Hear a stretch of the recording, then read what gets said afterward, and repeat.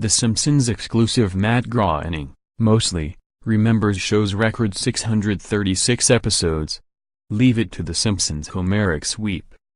As Fox's animated classic closes in on another TV milestone, the most episodes of a scripted primetime series, it connects directly with Gunsmoke, the show it surpasses with Sunday's 636th episode, Fox, ATT/PT.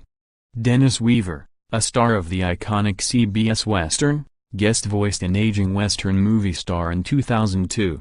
Simpsons creator Matt Groening likes Gunsmoke, 1955 to 1975, and remembers Weaver, a good sport, but you can't blame him for forgetting a few of the hundreds of guest appearances that make up just one of hundreds of trivia lists relating to Homer, Marge, Bart, Lisa and Maggie Simpson and their many Springfield neighbors. I actually sometimes meet a famous actor and say, "Oh, you should do The Simpsons sometime." And they say, "I already did," he admits. The appearances go back decades. The Emmy and Peabody-winning series, which starts its 30th season this fall, began in 1987 as animated shorts on Fox's sketch comedy series The Tracey Ullman Show before getting its own 1989 Christmas special and launching as a series on January 14, 1990. More, who's Matt Groening's favorite Simpsons character?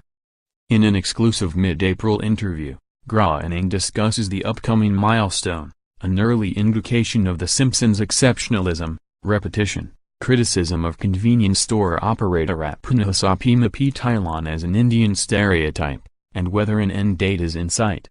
What kind of significance does this milestone, 636 episodes, have for you? Matt Groening: we certainly didn't expect to last this long.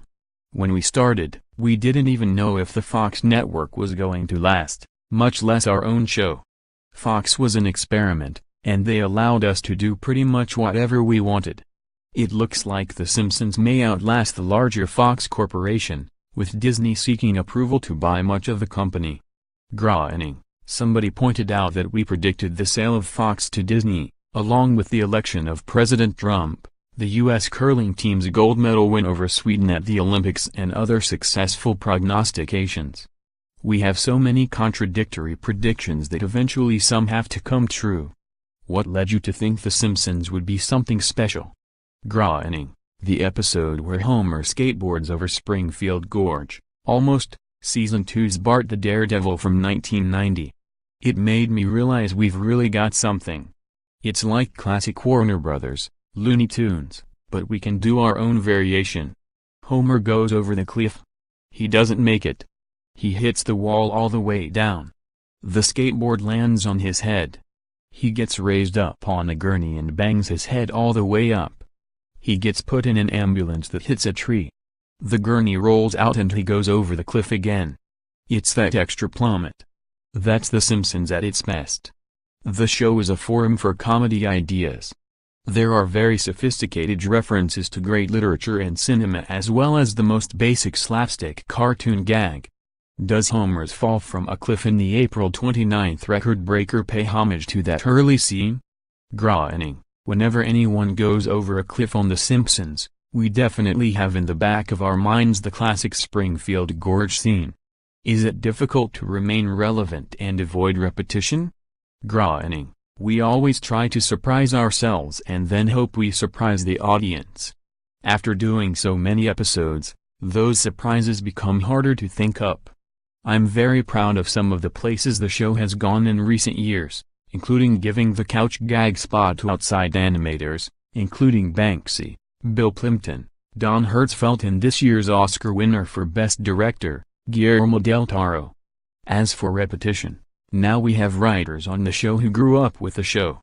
What's great is they have the history memorized. They'll say, "You did that in episode 178. Do you have any thoughts on the criticism of Apu as a stereotype?" Groening: not really. I'm proud of what we do on the show. And I think it's a time in our culture where people love to pretend they're offended. In the April 8th episode, which addressed the Apu criticism and reignited controversy, what did it mean when Marge said, "Some things will be addressed at a later date," and Lisa said, "if at all"? Groening: We'll let the show speak for itself. You began as rebels. Is it an adjustment to become the establishment? Groening: when we first started, we were part of the downfall of civilization. Bart said he was an underachiever and proud of it. Man. Simpsons t-shirts were banned in grade schools. I felt that the controversy at the beginning of the show was, again, people pretending to be offended by Bart's very mild sassiness. I knew it would blow over. At the heart of our show is a church-going family who eats dinner together every night and is very traditional. They drive each other crazy, but they do love each other. How long will The Simpsons continue? Groening: I don't see any end in sight. It's always possible.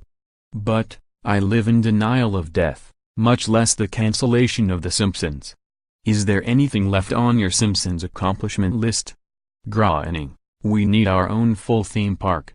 We've got some rides and a Krusty Burger at Universal Parks, but we need a 600-foot-tall statue of Homer at the center of a theme park. And you eat dinner in his head.